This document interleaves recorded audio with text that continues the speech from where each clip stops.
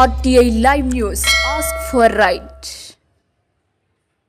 మాజీ స్పీకర్ శాసన మండలి ప్రతిపక్ష నేత మధుసూదనాచారి వికారాబాద్లో మీడియా సమావేశం నిర్వహించి కాంగ్రెస్ ప్రభుత్వంపై నిప్పులు చెరిగారు.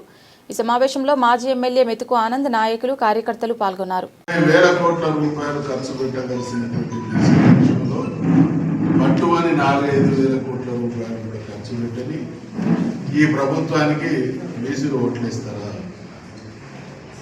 అంటే అన్ని రకాల ప్రజలు,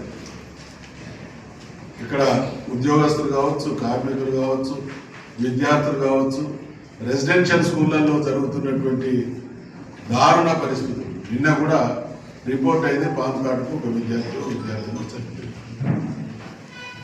అన్ని రకాల అన్ని వర్గాల ప్రజలకు, ఉద్యోగులకు, పెన్షనర్లకు, కార్మికులకు, కర్షకులకు ప్రతిరోజు వికారాబాద్ జిల్లాలో కూడా రైతాంగం ఏ రకంగా మొన్నటి వరకు యూరియా కోసం ఇబ్బందులు పడ్డారో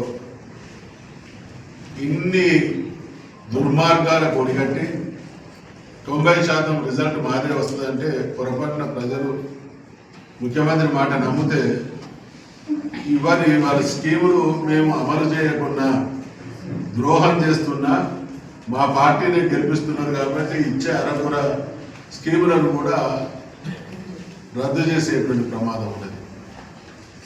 అందుకనే తెలంగాణ ప్రజానీకానికి, వికారాబాద్ ఓటర్ మహాశైలకు చేతులెత్తి మనవి చేస్తా ఉన్నాం.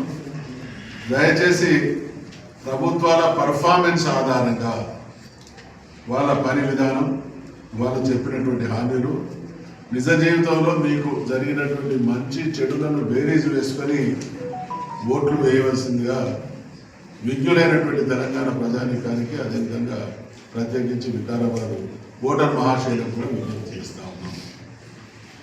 కేసీఆర్ గారి హయాంలో చాలా దయచేసి ఓటర్ మహాశైలకు మళ్ళీ విజ్ఞప్తి, వాస్తవాలను మేము ముందుంచుతున్నాం. తెలంగాణ రాష్ట్రం ఏర్పడితే నీళ్ళు ఎక్కడి నుంచి వస్తాయి, నిధులు ఎక్కడి నుంచి వస్తాయి, కరెంట్ ఎక్కడి నుంచి వస్తాయి అనేటువంటి అనేక రకాల దుష్ప్రచారాలు, అనేక రకాల ప్రశ్నలు తల ఎత్తినటువంటి సమయంలో రాష్ట్రం సాధించుకోవడం, కేసీఆర్ గారు ముఖ్యమంత్రి కావడం, ముఖ్యమంత్రి అయిన తరువాత 6 నెలలలోపే అప్పటి వరకు అంటే 1956లో సమైక్యాంధ్రప్రదేశ్ ఏర్పడిన నాటి నుండి 2014 వరకు తెలంగాణ ప్రజానీకం కరెంటు కోసం పడనటువంటి గోసలు లేవు. మరి ఆ రకంగా ఉన్నటువంటి దుస్థితిలో ఉన్నటువంటి కరెంటు అనేక విషయాలు, సాగునీరు కావచ్చు, తాగునీరు కావచ్చు, మౌలిక సదుపాయాలు కావచ్చు, జిల్లాల ఏర్పాటు కావచ్చు, మెడికల్ కాలేజీలు కావచ్చు, జిల్లా కేంద్రాలు కావచ్చు, రెసిడెన్షియల్ స్కూళ్ళు కావచ్చు, ఏ ఒక్క వ్యవసాయం దండగన్న పరిస్థితి నుంచి పండగలు చేసినటువంటి దార్శనికుడైనటువంటి ఇవాళ భారతదేశం, తెలంగాణ, ఆంధ్రప్రదేశ్ ఇవన్నీ కూడా వ్యవసాయాధారిత రాష్ట్రాలు, వ్యవసాయ ప్రధాన వృత్తిగా కొనసాగుతున్నటువంటి దేశం, రాష్ట్రాలు.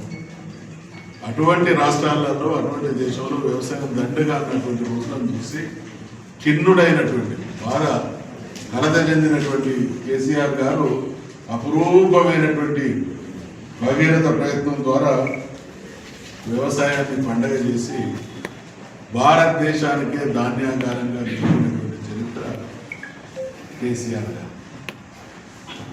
ఎందుకు ఈ విషయాలన్నీ నేను పునశ్చర్య చేస్తా ఉన్నానంటే, ఇవాళ ఒకవైపు ప్రజల్ని అనేక విధాలుగా, అనేక రకాలుగా